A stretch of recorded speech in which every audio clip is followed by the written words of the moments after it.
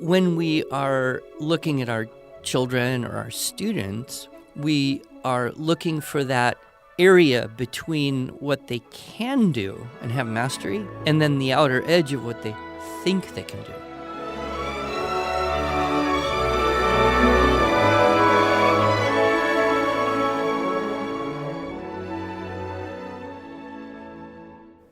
Hello, and welcome to the Arts of Language podcast with Andrew Pudewa, founder of the Institute for Excellence in Writing, or as many like to say, IEW.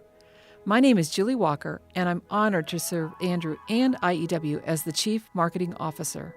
Our goal is to equip teachers and teaching parents with methods and materials which will aid them in training their students to become confident and competent communicators and thinkers.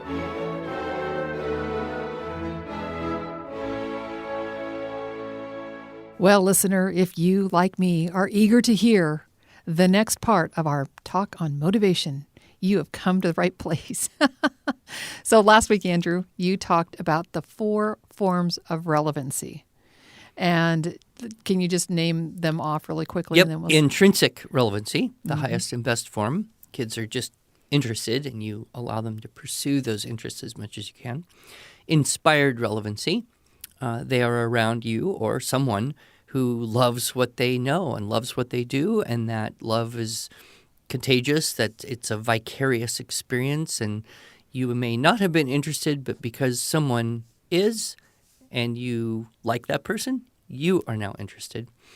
The third form, contrived relevancy, in case there's no one who's particularly interested, but you still want to have a positive experience, you can make it into a game. Mm-hmm. We talked about strategies for making games work.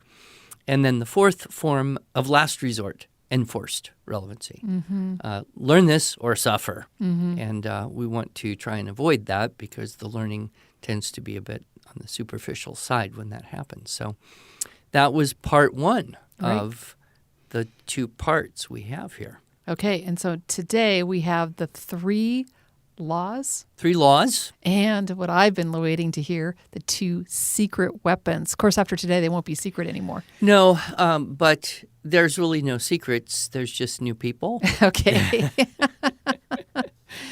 Right. Yeah, so these laws or principles, it's kind of like one law and 2 corollaries. Okay. They're very closely related, and they have to do with, I think, my observation over the decades of teaching other people, teaching my kids, teaching other people's kids, and, even running a business to some degree, even being motivated yourself, which we often have to do. We have to, get up and say, okay, what am I going to do today? Have you ever been called a motivational speaker, Andrew? No, but get me a Coliseum with 20,000 people and, I don't know, maybe a 10 grand honorarium to talk for a few hours. I can be a motivational speaker. Okay. Actually, I think I'd be better than Anthony Robbins, but, I just haven't had a chance. Right.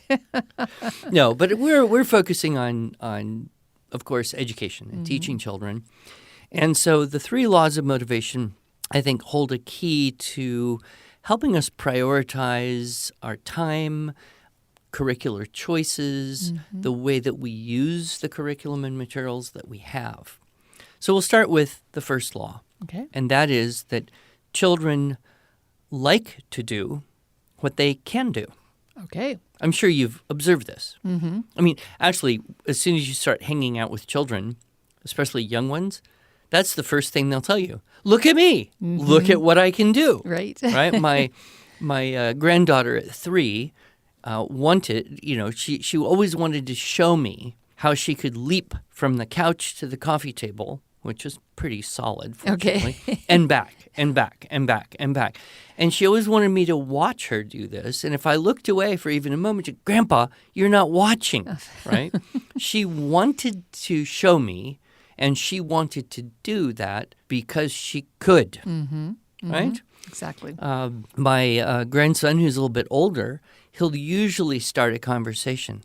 Grandpa, did you know? And then proceed to ask me if I know something, which inevitably I don't. And then he takes such great delight in, telling me that. And this, I think it's true. It's true for all of us. We're motivated. We like doing the things we're good at, right? There are certain parts of my job that I really like a lot. Most of them involve standing in front of audiences and talking to people. Yes. There are certain parts of my job that I don't like nearly as much. I'm not good at those, which is why I have excellent people to help, to do those parts of the business that they are good at. Yep. And so we have complementary experience in life. And so it's very important to attend to what children can do and can do well, because they're going to be very motivated to keep doing those things. Yep.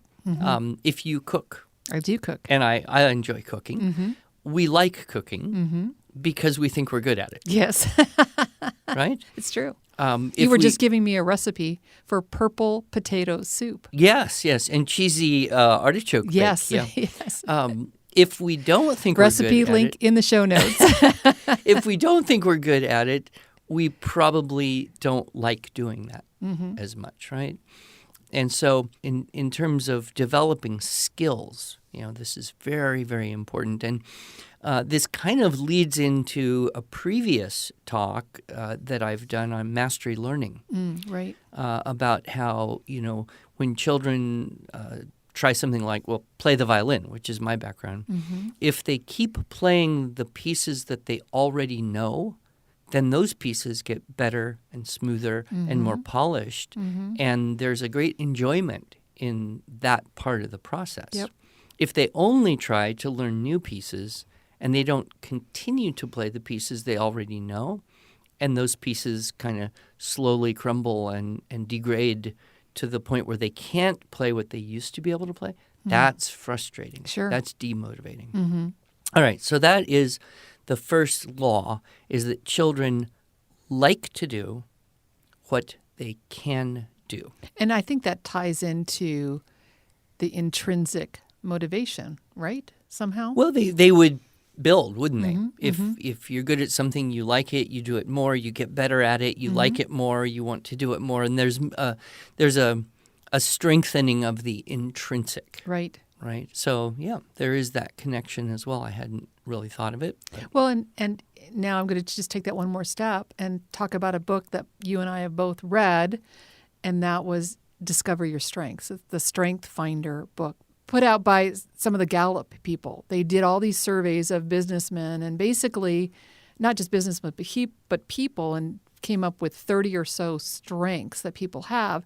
And the whole point is, don't try and work on your weaknesses, because you will not have as much satisfaction as if you work on your strengths. If you work on your strengths, you will get better at the strengths. Right. So I like that idea. Well, and school-age kids don't have quite the luxury of choosing only the things they like and avoiding the things they don't. You mean I still have to do my math homework even if I don't like it? Yes, because it will be useful for you someday. Okay. But that is true. So I think it carries over, from teaching and childhood into adult life. And we should, as we kind of get older, have increasing freedom to do that. Right. All right, the second law then, or is kind of just a corollary of the first, and that is this. Children want to do what they think they can do. Oh, okay. Children want to do what they think they can do. In fact, it's almost impossible to prevent a child from trying to do something if he or she thinks that he can do it. Yes.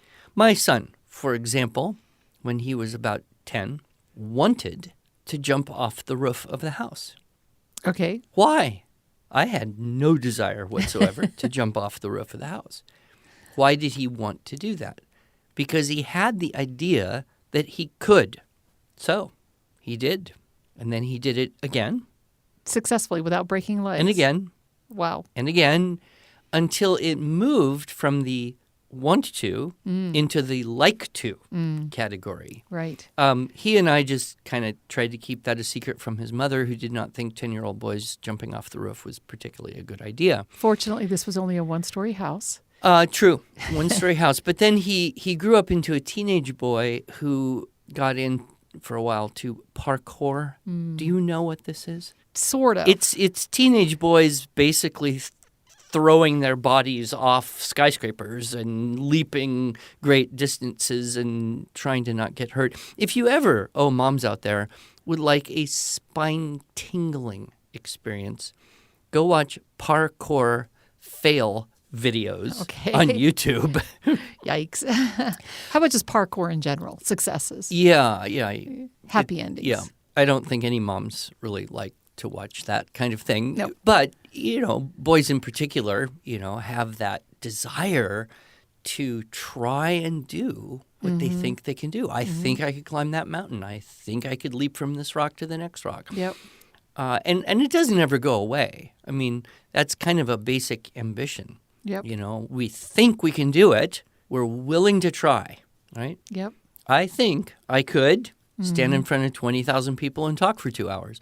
I know a lot of people who would not want to stand in front of 20,000 people and talk for 2 hours. I would be one of those people not wanting to do that. But I want to because I think I could, right? Mm-hmm. So when we are looking at our children or our students, we are looking for that area between what they can do and have mastery and then the outer edge of what they think they can do. What they think they can do. Right. So if a child sees a math problem and looks at it and says, I think I could do that, I have enough information and experience, they'll be very willing to try that math problem. If they look at a math problem and say, I can't do that, they would be very unwilling to try. So it carries over. If you look at a Latin sentence, or maybe you study Spanish or French or something, and you look at it and you see the familiarity of it, and you say, I think I do know enough that I could translate that, you're totally willing, almost even happy to try. If you look at it and immediately think, well, I don't know those two words and that ending is weird, I don't think I can do that, right? So children want to do what they think they can do. Okay. And a lot of this goes back to inspire, right? How do we get inspired to think we could do something? Especially as a child, very often it's because we observed another person, maybe even another person our sex and age, doing something, or maybe a little bit older. We say, if he can do that, I could do that. And then we're inspired to try. So we want to. Right. I think that happens a lot with our writing courses. The kids sitting in a classroom, a virtual classroom, they're at home, they're observing you teaching a group of students who are, quite frankly, having too much fun in your classes. And quite frankly, you're allowing them to have too much fun. And they're looking at this going, I don't think I like to write, but those kids seem to be enjoying this. Maybe I can enjoy this too. And I think in many ways that video is the magic of why IEW, Structure and Style for Students, is so successful. Well, and I never would have imagined it, but over the years, we had the first iteration of the Student Writing Intensive, and then we had the second, much, much better, that we lived with for almost 20 years. I have had so many parents say that their kids were so engaged, they were talking to the television. They were raising their hand in the living room because they felt, yes, they're in that group. So being part of a group of people that are enthusiastic, who are doing something, being successful, experiencing that, causes you to believe, yes, I could do that. Pep rallies and multi-level marketing conventions. The whole world is kind of geared toward let us help each other. Believe, and so it's a huge part of it. If a child believes he could do it, he wants to try. Yeah, sounds great. However, the third law or the corollary is this: a child will hate and refuse to do that which he believes he cannot do. A child will hate and refuse to do something which he or she believes cannot do. Right. So one of my friends often says, people don't hate math. They hate not being able to do math. But isn't that true? Mm-hmm. Isn't that really true? Nobody hates math. Math is elegant.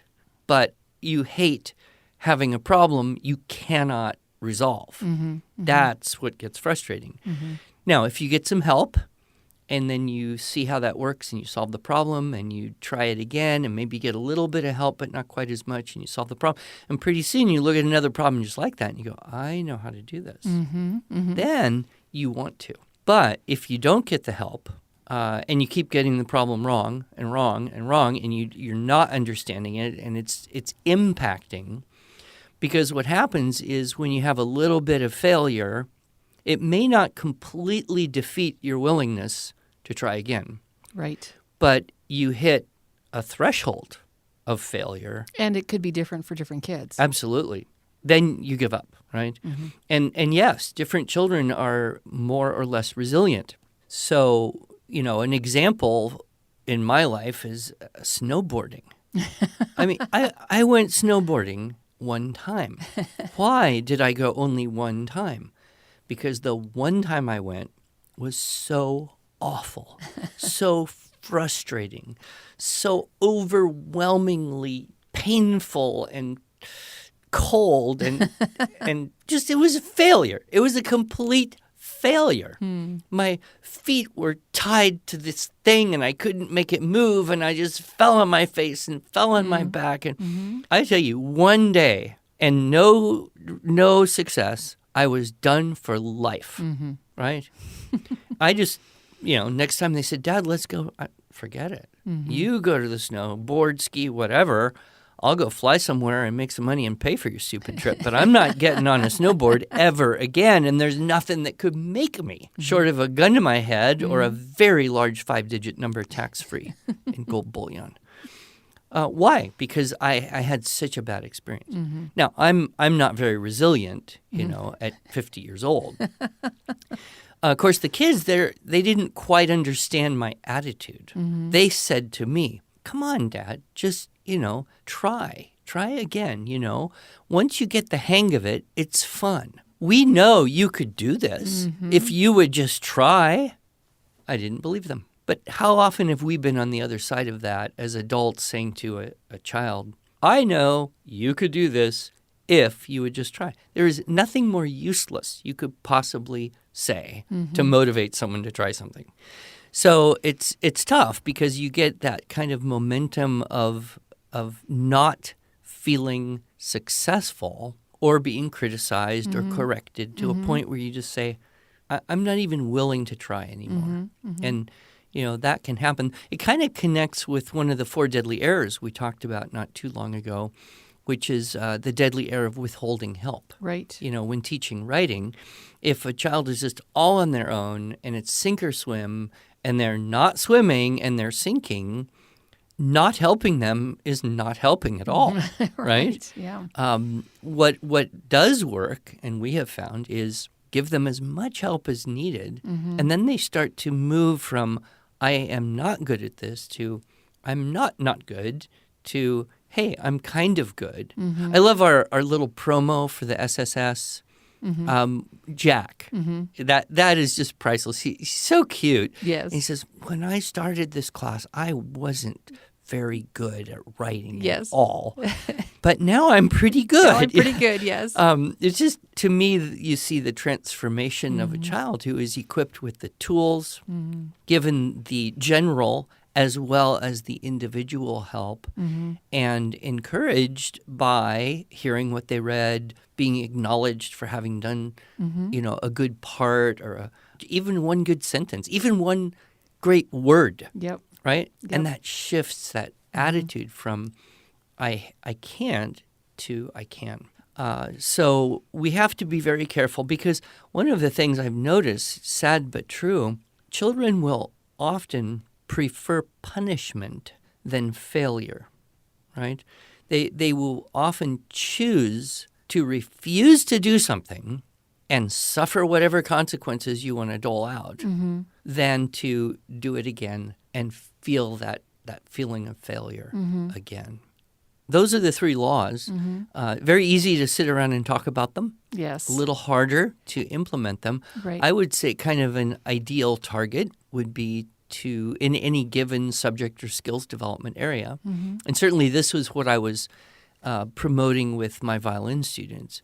If you spend 60 to 80% of your time doing what you already can do and make it better, smoother, more polished, and then 20 to 40% of your time trying to do something new Right. and having help enough to experience success in that process, and 0% of your time trying to do something you believe you cannot do, you'd have a 100% perfectly motivated person.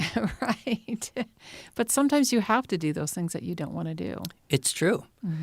And there are other reasons why you might not want to do something. But I think for the most part, especially when it comes to, what we might call school, for kids, you will find almost universally the things they don't want to do are the things that they believe they are not good at or that they cannot do well Right. or cannot do at all.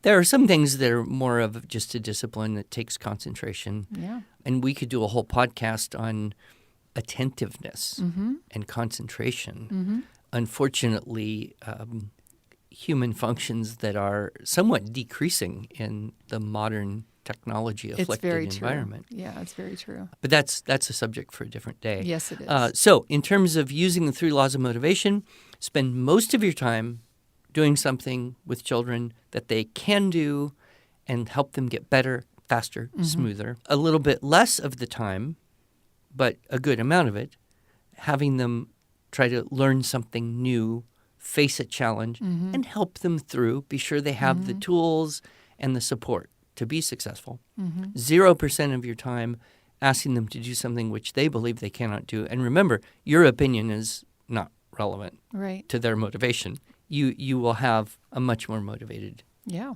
human being. Okay, let's hear those secret weapons. Yeah, well, 2 secret weapons are really kind of just 2 sides of one coin. Okay. The first idea is something that many people are familiar with, and that would be what is sometimes termed the emotional gas tank, or better, the emotional bank account. Okay. So what we've probably all noticed is that correction takes a bit of an emotional toll, right?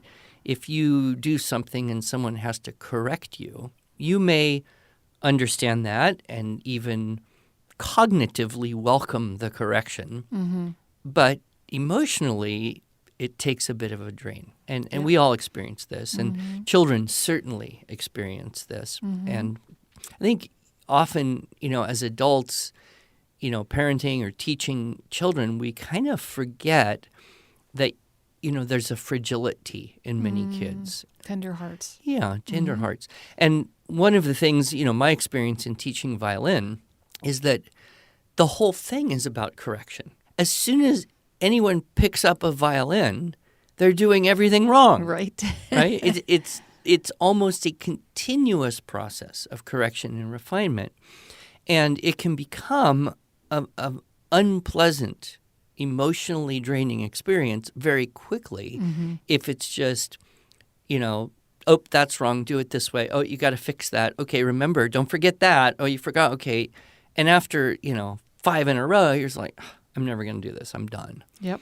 And so Suzuki had 2 points, maybe more than 2, but 2 that come to mind right now to help us avoid the pitfall as teachers. Number 1, he liked to do the 1-point lesson. And he always talked about this. Don't try to fix everything all at once. Look at one thing and teach that one part of what can be improved.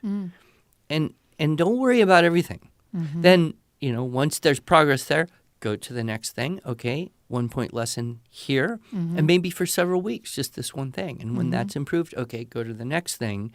And it would almost be a spiral or a cycle around. And I think that's maybe a little bit more of the Asian temperament. We Westerners, I think, have this desire to just make everything perfect all at once. Okay.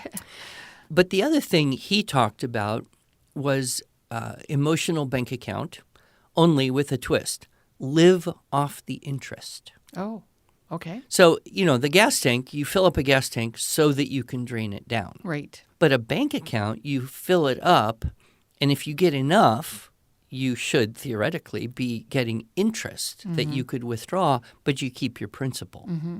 My grandmother lived for decades off the principal. I'm sorry, off the interest from her investments. Okay. Didn't right. touch the principal, but she lived because her husband had provided for her enough, I guess.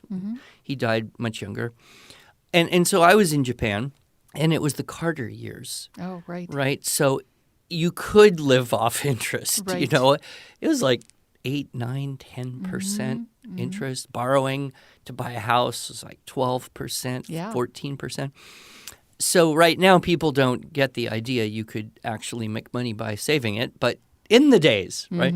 So the idea was build up positive in the bank account so that when you have to make an emotional withdrawal by making a correction, you still have the principal.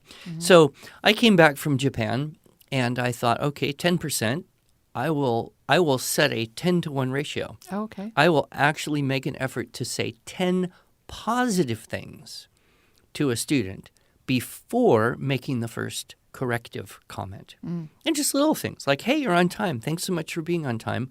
Really makes my day go better when students are on time. And I know how hard it is for my kids to get their mom anywhere on time. So, I appreciate that. Or, hey, that's a cute outfit you got on. Of course, I don't know if it's cute, but I do know one thing. 13-year-old girls spend half an hour trying to figure out what to wear. Yes. Right? That's true. Or longer. Oh, your violin's all polished up. That's great to have a nice, clean violin. I don't know if she polished it. Maybe she didn't touch it for a week. I'm not talking false praise, but I am saying, find small positives because that just builds things up. My wife says to me, whenever I put on a tie, she goes, oh, you look handsome. Aw. Well, I don't look that much different, but she knows, okay, I've got a tie. I've got to go do something, right? And I never tire of hearing that, especially as I get older.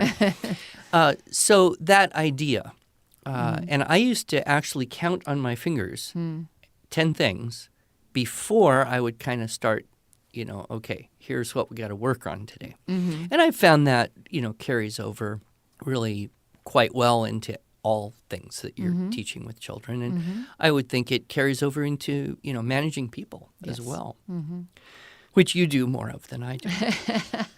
The second is really just the other side of the coin, and it's the nonverbal way of saying, I love you, right? I mean, the world goes better when people love each other.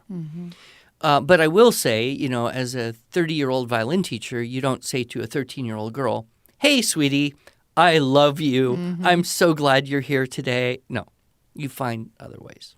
And one of those is just to smile. When you smile at someone, it just makes them think, hey, it's good to be here together. Yeah. And it's contagious. If you smile at someone long enough and hard enough, no matter how crabby they are, they will ultimately smile back, either because, they finally get it, or they realize how hard they are trying to not smile back, and then they just crack up because it's so ridiculous. And so I used to, in my early days, practice smiles in the mirror. Okay. I know this is a weird thing, but I would actually try different smiling techniques in the mirror. And then I would go try these different smiles on the students. And This is where I wish we had a video in our room of me practicing all the smiles. Well, if I ever do this talk at a convention. Yeah. But it's interesting. I have just noticed that those two things are possible for anyone. It's possible for any parent and any teacher to do these things, to find positive things and to just beam. But it's also easy to forget to do that. And so I'll finish up with a story I've told probably before on an episode or more. But, I tell it again because this changed my life really, almost more than anything I remember from when my kids were young. I was in the Spokane airport. I was going to fly to Boise and be gone for a week. And my little daughter, Fiona, who was young, 8 at the time, she was just the daddy's girl of all daddy's girls. We were just so close, and she lost it. And I'm going to leave. And she's like, Daddy, do you really have to go away again? Because I miss you so much when you're gone. My father's heart is ripped out. Yeah. I'm like, yes, I have to go. I have commitment. This is how I support us. I thought, wait a minute. Spokane, Boise, this is a cheap ticket. Made a quick phone call, arranged it. I said, you want to go with me? She's like, really? I said, yeah, we'll buy a ticket right here, and you can get on the plane and go with me to Boise for the week. And Mom was like kind of worried, I think. And I said, no, we'll go to Walmart and buy a toothbrush and some underwear. I'm not totally incompetent. So I took her, and I let her sit in a writing class. And all the kids in the class were, a little bit or quite a bit older. And I don't even know what she did. I pretty much just ignored her because I was very busy helping all the other kids. And by the end of the first day, first class, I don't even know if she copied half the keyword outline off the whiteboard or not. But I didn't care. It wasn't why she was there. And she went off, stayed with this family for the rest of the day, and I drove to pick her up. And it was going to be a 4-day student writing intensive week. And driving back to the hotel, and I said, so how'd you like that writing class? And she said, oh, Daddy, it was just wonderful. Aww. And I just thought, ooh, I'm good. And then she said the thing that just changed my life. She said, Daddy, how come you're not like that at home? And I realized how easy it is for me to be unconditionally enthusiastic, supportive, excited about, appreciative of other people's children's efforts, and how easy it is to forget. It's like, yeah, you love me, I love you. We know this. So would you get to work, please? Because we got stuff to do. Yeah. And so, from that day forward, I've tried a lot harder to at least get nose to nose with each of the kids and, say something. Have I told you recently how grateful I am for all that you do to make our family a better family, et cetera, et cetera. But it's still easy to forget. It's still easy to get impatient or frustrated with people who you're around all the time. Yeah. And so that particular memory, I think helped remind me year after year after year.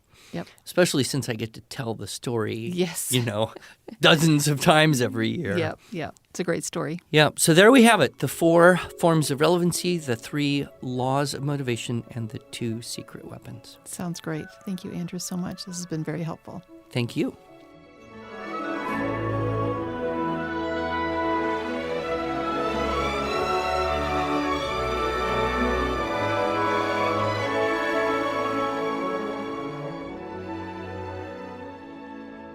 Thanks so much for joining us.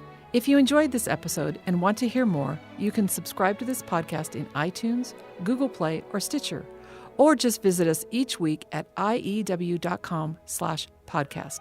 Until then, on behalf of Andrew Pudewa and the team at IEW, I thank you for allowing us to partner with you on your journey toward better listening, speaking, reading, writing, and thinking.